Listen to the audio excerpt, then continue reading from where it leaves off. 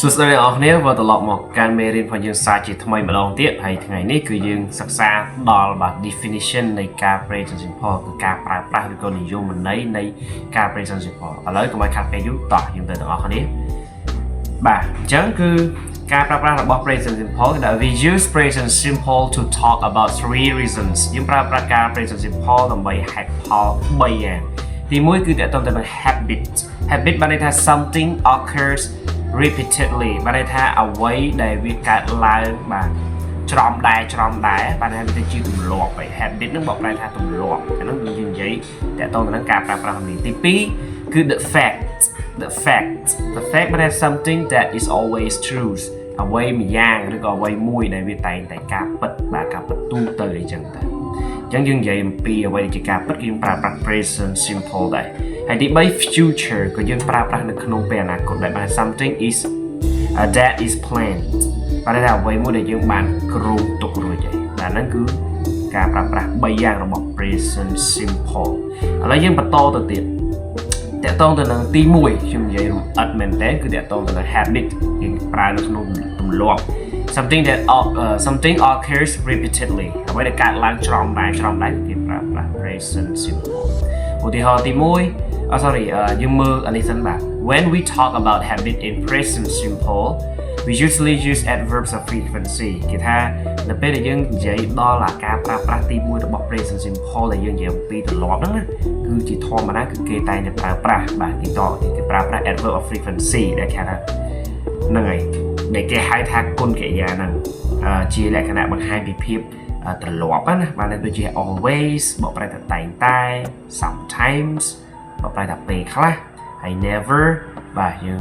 បកប្រែថាមិនដែលមិនធ្លាប់ usually ជាធម្មតា often បាទជារឿយ seldom បាទបានថាមិនសូវហើយ rarely គឺបកប្រែថាកម្របាទឥឡូវយើងមកមើលតើតើទៅនឹង examples បាទទី1 I always help my mom ខ្ញុំតែងតែជួយម៉ាក់របស់ខ្ញុំនៅពេលដែលយើងនិយាយពីទម្លាប់ផងយើងគឺយើងអាចប្រើប្រាស់ present simple ក្នុងការប្រើប្រាស់ទី1របស់វាគឺ habit អញ្ចឹងដូច I always help my mom ខ្ញុំតែងតែជួយម៉ាក់របស់ខ្ញុំទី2 we often play football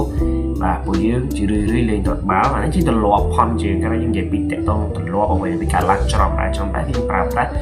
បាទ present simple 3 she sometimes plays game បាទ play នេះមាន s គឺដោយសារតែយើងប្រើប្រាស់ជាមួយនឹង she ដែលជាបរិបទទី3ឲ្យតែប្រភេទពួក he she it ឲ្យតែ3 subject នឹង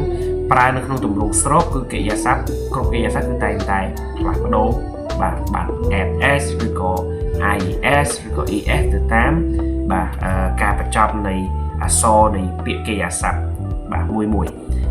Number 4 គឺ you never get up late អ្នកគឺអត់ដែលក្រោកគេងយូរទេហើយទី5 it usually sleeps on the floor វាជាធម្មតាគឺវាដេកនៅលើបាទ floor បាទអញ្ចឹងណាបាទនេះគឺជាការប្រើប្រាស់ទី1របស់present simple គឺបង្ហាញពីទម្លាប់បាទទី2 the fact បាទ the fact មានថា something that is always true បាទថាអ្វីមួយយ៉ាងដែលវាតែងតែការពិតទូទៅណាឧទាហរណ៍ថា I live in Cambodia ខ្ញុំរស់នៅក្នុងប្រទេសកម្ពុជាជាក់ស្ដែងគឺខ្ញុំរស់នៅក្នុងប្រទេសកម្ពុជាមែនអញ្ចឹងបានន័យថាវាកាលណាខ្ញុំនិយាយអ្វីដែលជាការពិតគឺខ្ញុំប្រើប្រាស់ present simple បាទគឺ the fact ការពិតហ្នឹងហើយទី2 cats have 4 legs ឆ្មាជាទូទៅគឺមានជើង4ហ្នឹងហើយអញ្ចឹងគឺវាការពិតតែអញ្ចឹងយើងប្រើប្រាស់ជា present simple ទៅបាទទី3 the sun sets in the west បាទបានន័យថាព្រះអាទិត្យលិចនៅទិសខាងលិចត្រូវទេបាទព្រះអាទិត្យលិចនៅទិសខាងលិចអញ្ចឹងវាធម្មជាតិទូទៅហើយវាជា always true ហើយទី4គឺ bees make honey បាទបានន័យថាឃ្មុំគឺវាបង្កើតជាទឹកឃ្មុំបាទហ្នឹងគឺជាបាទ true ហើយបាទហើយទី5 fish live in water ត្រីរស់នៅក្នុងទឹកអញ្ចឹងកាលណាយើងនិយាយពីអ្វីដែលវាការពិត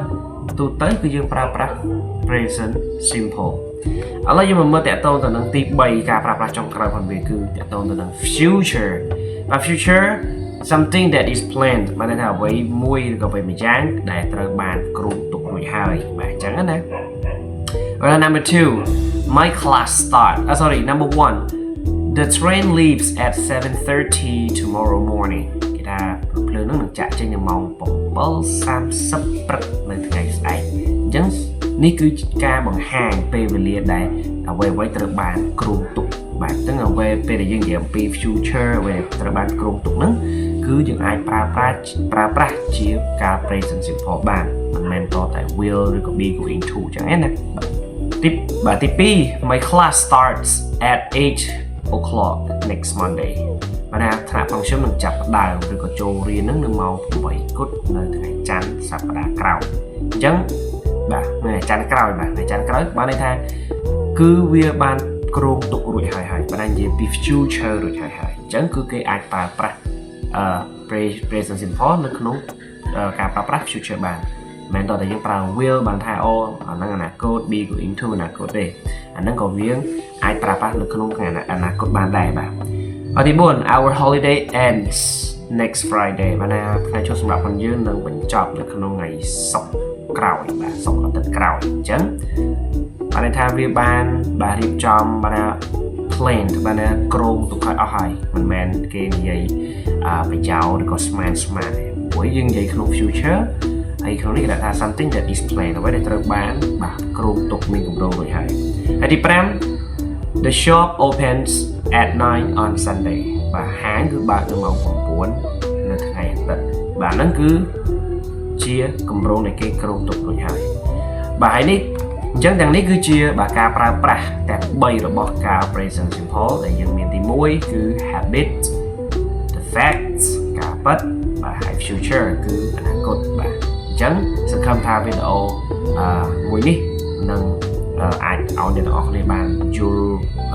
ជ្រាលជ្រៅទាក់ទងទៅនឹងការប្រើប្រាស់របស់វាគឺមាន3ហ្នឹង